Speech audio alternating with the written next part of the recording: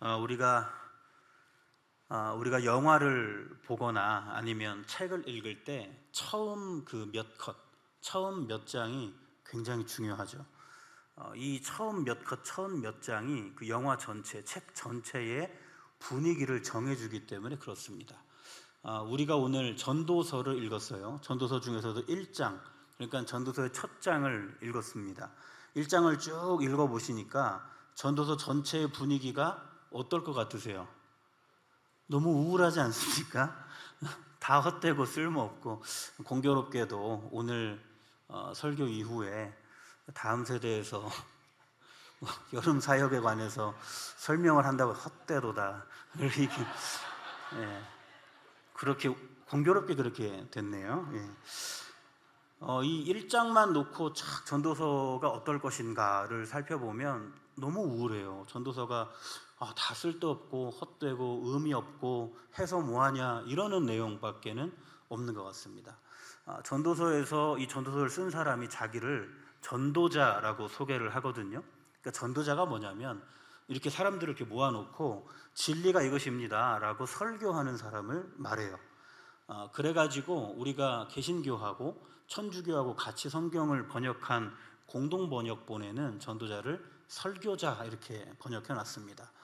설교자가 지금 하는 말이 이런 말을 하고 있는 거예요. 그러니까 더 이해가 안 되죠. 지금 진리를 말하고 있는 사람이 다 헛되고 쓸모없고 해서 뭐하고 무의미하고 이런 이야기만 쭉 늘어놓고 있는 겁니다. 도대체 전도자는 무슨 말을 하고 싶어서 이렇게 헛되다는 말을 계속하고 있는 것일까? 전도자가 말하고 있는 그 헛됨이 뭔지를 우리가 좀 생각해 봐야 되겠죠. 우리가 읽은 1장에서는 전도자가 이 헛되다는 것을 두 가지로 나누어서 설명을 합니다. 첫 번째는 뭐냐면 해 아래서 하는 모든 수고, 이게 헛되다는 거예요. 해는 어제도 떴고 오늘도 뜨고요, 내일도 뜨지요. 늘 반복해서 뜹니다. 우리가 해 아래서 하는 모든 수고는 뭔가를 이루고 뭔가를 좀 더 나아지게 하기 위해서 하는 것일 텐데, 그래 봤자 매일 해가 똑같이 뜨는 것처럼 변하는 것은 아무것도 없다 이렇게 이야기합니다. 그러니까 두 번째 헛된 것은 무엇을 말을 하냐면 뭔가를 깨닫고자 지혜와 지식을 탐구하는 것. 무엇이 진리일까?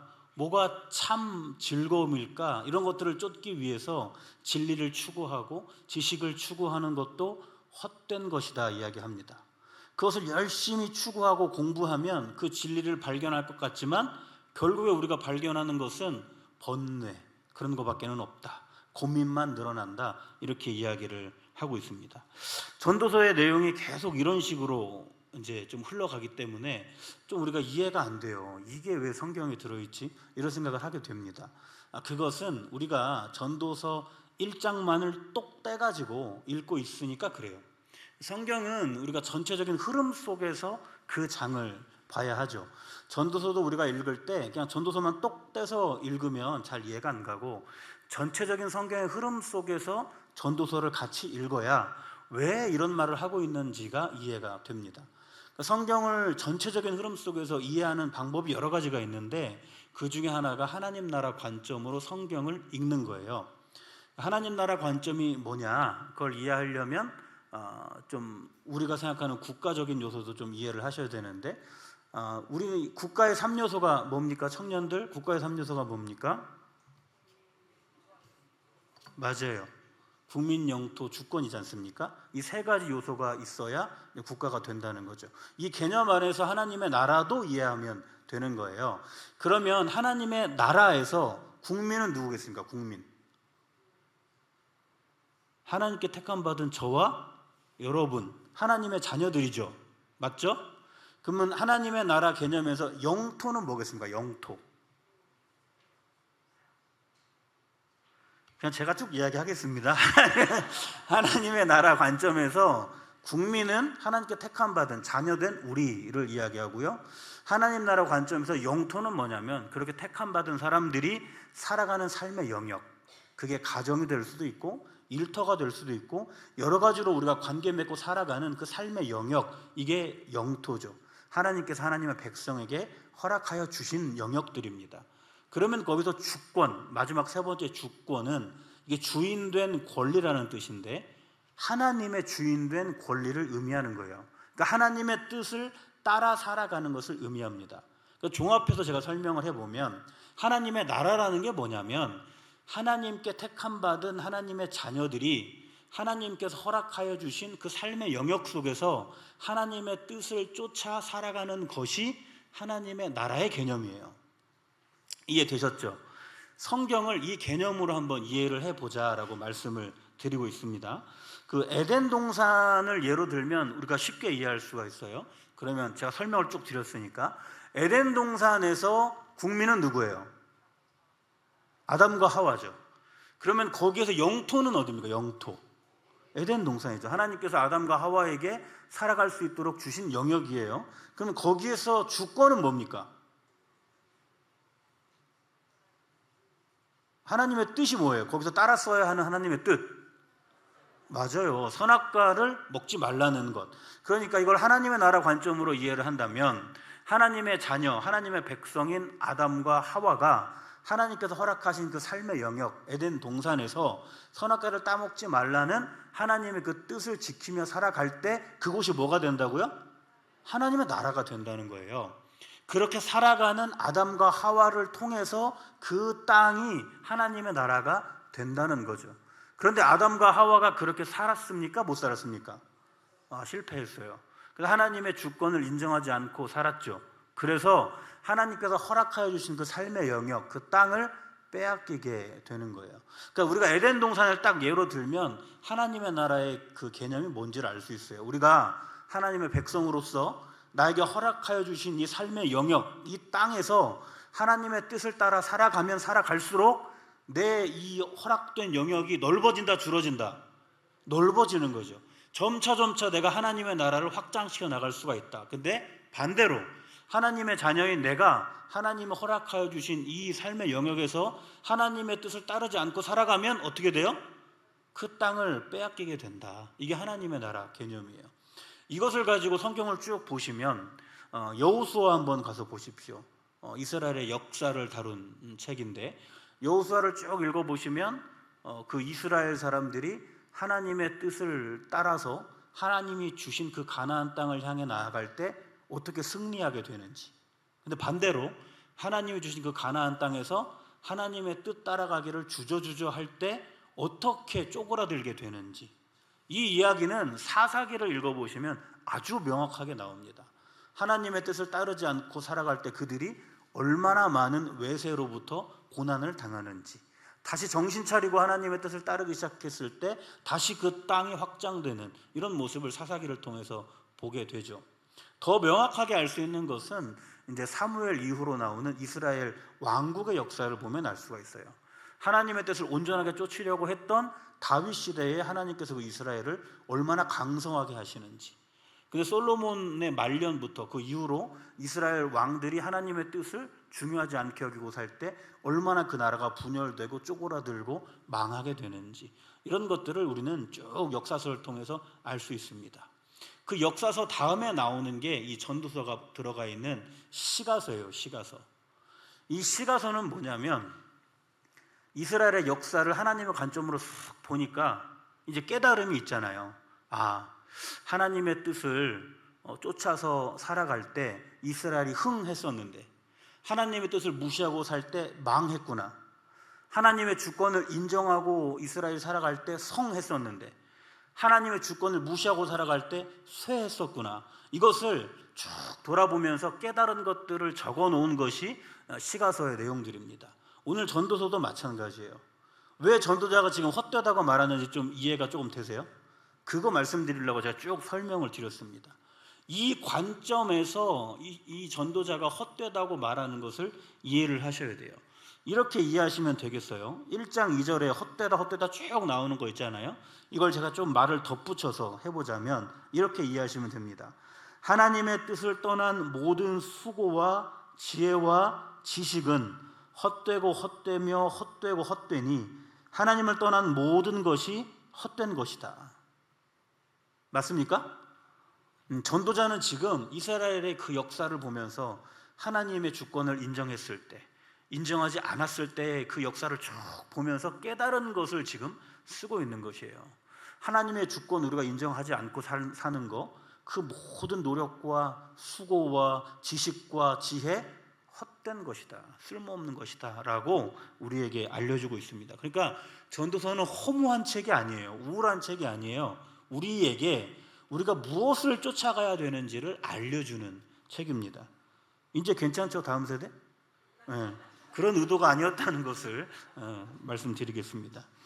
이런 관점에서 지금 1장을 한번 쭉 살펴보려고 합니다. 전도자가 먼저 말하는 그 헛됨은 해 아래서 하는 사람들의 모든 수고입니다. 3절 말씀 같이 한번 읽어볼까요? 시작. 해 아래에서 수고하는 모든 수고가 사람에게 무엇이 유익한가? 우리가 다 최선을 다해서 살아야 되지 않습니까? 그런데 지금 전도자가 수고하는 게 뭐가 유익한가? 이렇게 이야기를 하고 있어요. 이건 우리가 대충대충 살라는 말이 아닙니다. 수고하는 그 수고라는 말 앞에 또 붙은 말이 있는데 그게 뭐예요? 어디 아래서? 해 아래서. 이게 중요한 거예요. 우리의 해 아래서 하는 수고는 헛된 것이라는 뜻입니다. 이 시대의 그 가치관에서 생각해 보면 해 아래와 해 위가 있는 거예요. 해 위에는 누가 계실까요? 하나님이 계시죠. 이 당시의 사고에서. 해 아래는 인간이 살아가는 세계예요. 그러니까는 인간이 해 아래서 수고한다는 말은 뭐냐면 하나님과 무관하게 수고하는 것, 하나님의 그 주권, 하나님의 뜻과 무관하게 수고하는 것, 이 모든 수고가 다 사람에게 아무 유익도 주지 못한다. 이 이야기를 지금 전도자는 하고 있는 겁니다. 이렇게 해 아래서 하는 수고가 얼마나 헛된 것인지 전도자는 비유를 통해서 알려줘요. 7절 말씀 같이 한번 읽어보겠습니다. 시작. 모든 강물은 다 바다로 흐르되 바다를 채우지 못하며 강물은 어느 곳으로 흐르든지 그리로 연하여 흐르느니라. 아멘. 모든 강물이 지금 다 어디를 향해서 흐릅니까? 바다를 향해서. 그런데 바다가 채워져요? 안 채워져요? 안 채워져요. 헛된 짓이라는 거예요. 우리가 해 아래서 하는 모든 수고, 하나님과 무관하게 하는 모든 수고와 열심과 노력은 이런 거와 같다는 거예요. 채우지도 못할 바다를 채우는 헛된 수고와 같다, 이렇게 이야기를 합니다. 우리는 그럼 한번 생각을 해봐야 되죠. 나의 수고는 어떤가? 나도 열심히 인생을 사는데, 나도 낭비하지 않으려고 하면서 인생을 살아가는데, 나의 이 수고, 나의 이 노력은 어떤 수고와 어떤 노력인가? 내 노력과 내 수고 안에 하나님의 뜻이 있는가 없는가? 만약에 내가 수고는 하고 열심도 하는데 거기에 하나님의 뜻이 없는 것이라면 지금 나는 채울 수 없는 바다를 채우려고 하는 그런 헛된 삶을 살고 있는 것이 아닌가 하는 질문을 전도자가 우리에게 던져주고 있는 거예요. 우리가 무엇을 할 때 내가 지금 하나님의 뜻을 의식하면서 하고 있는지, 내가 하나님의 나라 백성인데 하나님이 나에게 허락하신 이 삶의 영역에서 하나님의 뜻을 이루며 하나님 나라를 이루며 살아가고 있는 노력과 수고를, 그 열심을 내가 하고 있는지 살펴보아야 한다고 전도자는 우리에게 말을 던져줍니다. 전도자가 하는 또 다른 헛된 수고가 있어요. 13절 같이 한번 읽어볼까요? 13절입니다. 시작. 마음을 다하여 지혜를 써서 하늘 아래에서 행하는 모든 일을 연구하며 살핀즉 이는 괴로운 것이니 하나님이 인생에게 주다 수고하게 하신 것이라. 아멘. 인간이 동물하고 다른 것은 우리는 좀 지적 존재라는 거잖아요. 지혜를 추구하고 지식을 추구한다는 겁니다. 그래서 사람마다 참 진리를 발견하고자, 참 행복을 발견하고자 노력을 해요.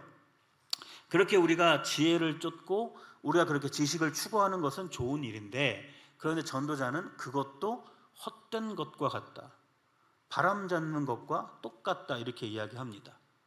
여기서도 아까 우리가 읽었던 것과 똑같은 표현이 하나 나오는데 뭐예요? 어디 아래서?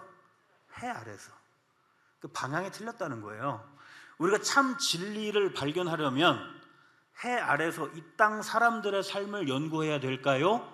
아니면 하나님의 말씀을 연구해야 될까요? 네. 우리가 참 진리를 발견하고자 한다면, 그 참 즐거움을 우리가 발견하고자 한다면 해 위를 봐야죠. 하나님께 우리의 시선을 맞춰야죠. 근데 해 아래를 연구하고 해 아래를 추구하는 것은 그 방향부터 틀렸다고 전도자는 우리에게 이야기를 합니다. 그렇게 아무리 해봐야 구부러진 것도 피지 못하고 모자란 것도 세지 못한다라고 전도자는 우리에게 설명을 해줍니다. 전도자는 계속 설명해요. 내가 해 아래서 이 지혜와 지식을 얼만큼 추구했는지 아냐? 이렇게 이야기합니다. 자기 실패담을 이야기하는 거예요. 17절도 한번 읽어볼까요? 시작. 내가 다시 지혜를 알고자 하며 미친 것들과 미련한 것들을 알고자 하여 마음을 썼으나 이것도 바람을 잡으려는 것인 줄을 깨달았도다. 아멘. 전도자가 얼마나 진리를 알고자 했냐면 미친 것, 미련한 것까지 다 찾아서 연구할 만큼 그 갈망이 컸다는 거예요. 그렇게 열심히 연구를 했는데 결국 자기가 깨닫게 된 건 뭐냐면, 내가 하는 모든 그 공부, 연구는 잡지도 못하는 바람 잡으려고 했던 거구나, 참 의미 없는 일이었구나, 이걸 깨달았다고 전도자가 이야기합니다. 정신없이 추구해왔던 그 지혜, 지식, 이게 남겨준 것은 깨달음이 아니었던 거예요. 우리 18절 말씀도 읽어볼까요? 시작. 지혜가 많으면 번뇌도 많으니 지식을 더하는 자는 근심을 더하느니라. 이걸 찾고자 그런 게 아닌데 해 아래의 것을 죽자고 연구해 보니 결국에는 발견하게 된 것이 번뇌만 많아진 것, 참 후회만 많아진 것, 그랬다는 거죠. 오늘 우리를 한번 돌아보기를 바랍니다. 전도자가 우리에게 계속 던져주는, 우리 마음속에 계속 던져주는 질문들이 있지 않습니까? 우리 그 질문에 좀 우리를 비춰보았으면 좋겠어요. 우리는 지금 무엇을 위하여 수고하고 무엇을 위하여 연구하고 무엇을 위하여 지혜와 지식을 쫓고 있는지, 하나님 나라를 이루어가는 그 수고와 그 연구와 그 지혜와 지식을 만들어가고 쫓고 살고 있는가? 하나님은 우리에게 하나님 나라를 이루어 가라고 우리를 하나님의 자녀로 택해 주셨고, 살아갈 수 있는 이 삶의 영역을 허락해 주셨고, 어떻게 살아가면 되는지 하나님의 뜻을 계속해서 말씀으로 공급해 주고 계십니다. 하나님이 우리를 기대하고 계시기 때문에 그래요. 여러분이 하나님 나라를 이루어갈 사람이라고 하나님은 기대하고 계시기 때문에 여러분을 하나님께서는 택하셨고, 이 땅에서 살아가는 그 영역을 허락하여 주셨고, 그곳에서 하나님의 뜻을 이루며 살아갈 수 있도록 계속해서 말씀으로 공급해 주고 계시다는 겁니다. 그것을 우리가 기억하면서 우리에게 주어진 삶을 살아야 되는 거예요. 전도자가 계속해서 헛되다라는 이야기를 반복적으로 하는데, 여기서 말하는 이 헛됨은 안개라는 말과 같습니다. 안개가 어떻습니까?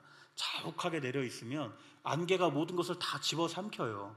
그래서 안개가 다 덮어버릴 것 같습니다. 그런데 해가 뜨면 어떻게 돼요? 안개가 언제 있었는지도 모르게 싹 지워집니다. 안개는 허상이죠.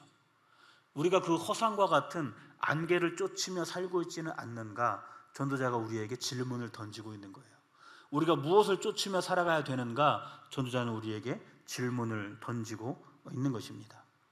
하나님은 하나님의 나라가 확장될 것을 기대하면서 에덴 동산에 아담과 하와를 두셨지만 실패하셨죠. 근데 하나님은 거기서 포기하지 않으세요. 하나님께서는 다시 믿음의 조상으로 아브라함을 택하셔서 하나님의 나라를 이루어 가시려고 하십니다. 또 역사의 흐름에 따라서 하나님은 요셉을, 또 모세를, 또 여호수아를, 다윗을, 룻을, 또 에스더를 계속해서 세우시면서 하나님의 나라를 확장시켜 나아가시려고 도전하십니다. 하나님께서 마침내 그 하나님의 나라를 완벽하게 이루시고자 예수님을 이 땅에 보내셨고, 오늘은 그 예수님 안에서 저와 여러분을 부르고 계시는 겁니다. 하나님께서 저와 여러분을 하나님 나라를 확장할 일꾼으로 부르시고 계시다는 뜻입니다. 오늘 말씀을 생각하면서 내가 지금까지 무엇을 쫓아왔는가? 내가 지금까지 무엇을 붙잡으려 하고 있었는가? 이걸 한번 돌아보시고 앞으로는 내가 무엇을 쫓아가야 하는가? 내가 무엇을 붙잡아야 하는가? 하나님께서 나에게 주신 그 역할은 무엇일까? 나에게 주어진 이 그 삶의 환경 속에서 내가 어떻게 하나님의 나라를 이루어 갈 수 있을까?